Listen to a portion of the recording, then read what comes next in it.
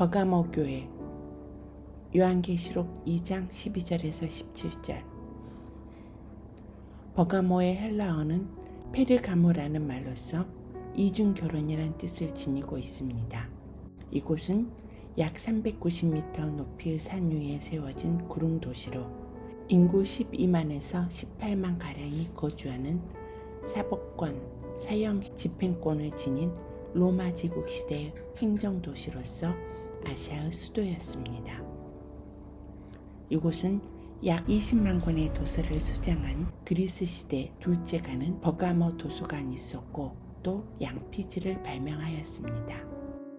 아스클레피움이 있었는데 이곳은 세계 최초로 정신과 치료가 있었던 종합병원 소아시아의 의료 중심지 역할을 하였던 곳입니다. 사단의 위라 불리우는 제우스 신전을 비롯하여 버가모는 여러 다양한 신들의 이교적 숭배 행위의 중심지였는데 사마나가 황제 숭배의 씨를 뿌리고 싹을 낸 도시라면 버가모는 황제 숭배의 꽃을 피운 도시라고 할 수 있습니다. 이러한 정치적 종교적 정황으로 인하여 황제 숭배 거부는 그리스도인들이 무신론자로 불경건한 자들로 여겨지게 할 뿐만 아니라 반역 행위로 간주되었습니다. 2장 12절 13절. 버가모 교회의 사자에게 편지하라. 좌우에 날선 검을 가지신 이가 이르시되 네가 어디에 사는지 내가 아노라. 거기는 사탄의 권자가 있는 데라. 내가 네 이름을 굳게 잡아서 내 충성된 증인 안디바가 너희 가운데 곧 사단이 사는 곳에서 죽임을 당할 때에도 나를 믿는 믿음을 저버리지 아니하였도다. 12절에 버가모 교회에 나타난 주님의 모습과 그 의미는 무엇입니까? 좌우에 날성검을 가지시니 이는 선악과 정사를 다스리는 두 권위를 가리킵니다. 검은 힘, 정의, 자긍심을 나타내는 것으로 심판권과 사형권을 가진 버가모의 권력을 상대하는 모습으로 기독교를 핍박하는 세상 황제의 권력보다 주님의 권력이 더 크고 강함을 보여주고 있습니다. 버가모 교회를 향하여 무엇을 안다고 하셨습니까? 내가 어디에 사는지 내가 안다. 그들이 살고 있는 곳의 사정을 잘 아신다는 것인데 버가모는 3대 황제 숭배와 4대 신을 숭배하는 신전이 있었던 곳입니다. 주님께서 버가모 교회를 칭찬하신 것은 무엇입니까? 나의 이름을 굳게 붙들었다. 어려운 환경 가운데서도 주님의 이름을 놓치지 않고 굳게 잡았다는 뜻입니다. 주님의 이름을 붙든 이해는 무엇입니까? 안디바의 순교. 옥스포드 성경 원어 대전에 따르면 안디바는 버가모의 감독으로서 도미티아누스 황제 통치 때에 황제 숭배를 거부하다가 불에 벌겋게 달군 노세 황소 위에 얹혀져 처참하게 타 죽는 순교를 하였다고 합니다. 2장 14절에서 15절. 그러나 내가 두어 가지 책망할 것이 있으니 거기 내게 발람의 교훈을 지키는 자들이 있도다. 발람이 발락을 가리켜 이스라엘 자손 앞에 걸림돌을 두어 우상의 제물을 먹게 하였고 또 행음하게 하였느니라. 이와 같이 내게도 니골라당의 교훈을 지키는 자들이 있도다. 예수님의 책망은 무엇입니까? 발람의 교훈과 니골라당의 교훈을 따르는 자들이 있도다. 그렇다면 발람의 교훈은 무엇입니까?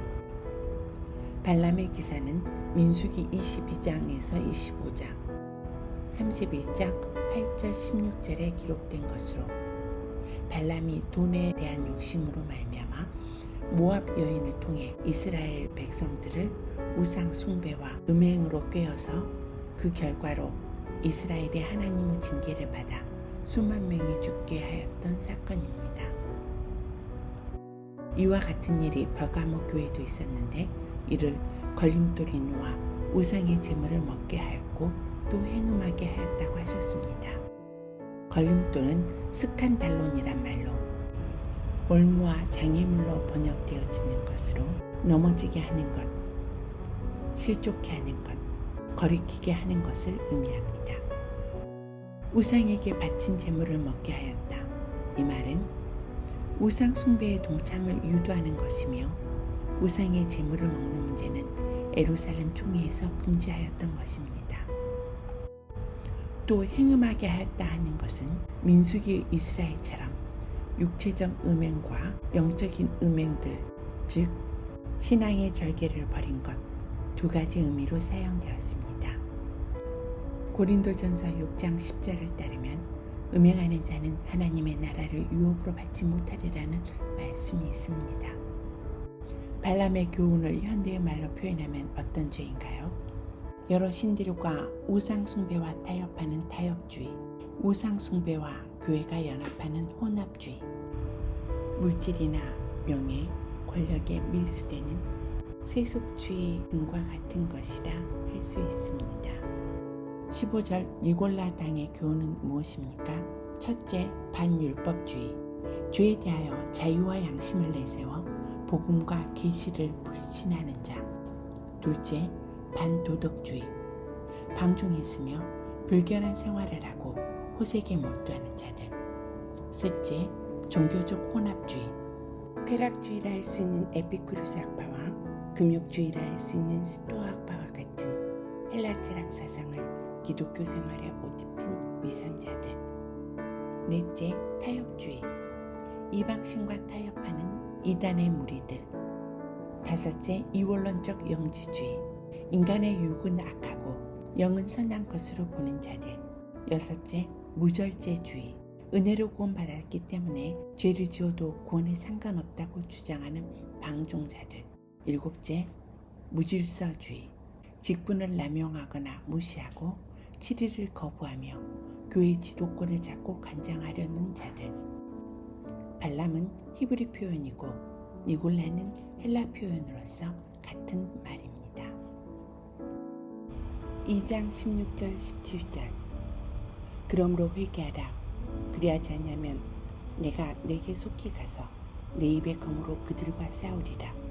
귀 있는 자는 성령이 그이들에게 하시는 말씀을 들을지어다. 이기는 그에게는 내가 감추었던 만나를 주고 또 흰 돌을 줄 터인데 그 돌 위에 새 이름을 기록한 것이 있나니 받는 자밖에는 그 이름을 알 사람이 없느니라.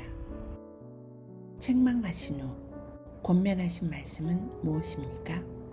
회개하라. 그리하지 않으면 내가 내게 속히 가서 내 입의 검으로 그들과 싸우리라. 죄를 알고 슬피 통회하며 청산하고 죽게 돌아와 새로운 삶을 살라는 것으로, 그렇지 않으면 주님의 입에서 나오는 날카로운 성령의 검인 하나님의 말씀으로 심판하신다는 경고입니다. 이기는 자에게 주시는 약속은 무엇입니까? 감추었던 만나와 흰 돌과 그 흰 돌 위에 기록된 새 이름을 주겠다. 만나는 이스라엘 백성이 광야 시대에 먹었던 음식으로 만나를 담은 항아리가 언약궤에 숨겨져 있었는데, 이는 유대인의 눈에 숨겨져 있는 비밀을 말하는 것으로 주님을 상징합니다. 흰돌은 무엇을 의미합니까? 흰돌은 재판 때 피고가 무죄이면 흰돌을, 유죄이면 검은 돌을 피고인에게 주는 것으로 의인에게 주시는 것을 의미하고, 고대 사회에서 잔치에 초대할 때 초대장으로 사용하였습니다. 또한 산돌이신 예수님을 의미하기도 합니다. 흰돌에 새겨진 새 이름은 무엇을 의미합니까? 새 이름은 새롭게 거듭난 성도의 이름으로 흰돌이신 예수님의 가슴에 새겨진 이름을 뜻합니다. 이는 영광스러운 자리인 신랑 되신 예수님의 혼인잔치에 초대되는 자격을 부여하는 것을 의미합니다. 만나와 흰돌을 받는다는 것이 의미하는 것은 생명의 양식이신 만나는 예수님과 하나됨을 의미하며, 믿음으로 승리하는 자들에게 주어진 흰돌은 예수 안에서 안식함을 뜻합니다. 사탄의 권자가 있는 곳인 버가모 교회는 안디바가 죽음을 당했지만 믿음을 지켰습니다. 그러나 발람과 니골라 당의 교훈을 지키는 자들이 있으니 회개하지 않으면 주께서 그들과 싸우실 것이며 이기는 자들에게는 만나와 흰돌을 주신다 하셨습니다. 순교자를 낸 큰 일을 했으니 작은 것들은 괜찮다라고 생각했던 버가모 교회 일부 성도들처럼 세속화를 방치하고 있지는 않습니까? 구약시대의 선지자였던 발람 같은 사람은 초대교회에도 있었습니다. 오늘날 나는 그리고 우리 교회는 하나님의 뜻보다 돈을 더 좋아하지는 않습니까? 다시 오실 주님을 생각하며 우리들의 삶이 슬기로운 5 처녀들처럼 등불을 준비하는 삶 되시기를 소망합니다. 감사합니다.